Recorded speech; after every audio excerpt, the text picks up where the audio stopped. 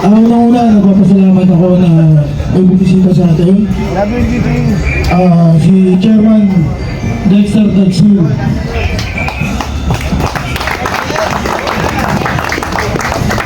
Chairman Jack Lagarto.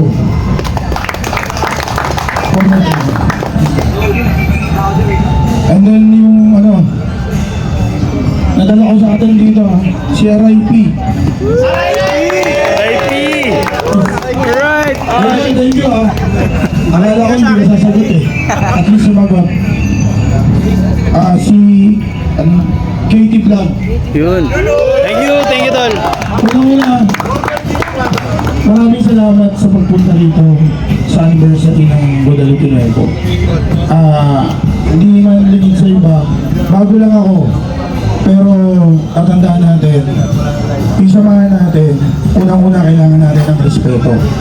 Pangalawa, hindi nasusukat kung gaano katagal o kahaba yung ibibigay ng serbisyo sa atin.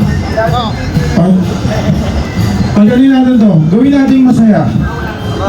Sama-sama tayo. Pakiusap ko, huwag nating gawing ID ang taugama. Lahat tayo may responsibilidad. Sabi ko nga sa inyo, nung nakilala ko si Chairman Dagsil at saka yung support Bonifacio, saludo ako sa Taugama Guadalupe Nuevo. Bakit? Sobrang taas ng respeto sa Guadalupe Nuevo. Lalo na nung nakilala ko si Chairman Dagsil.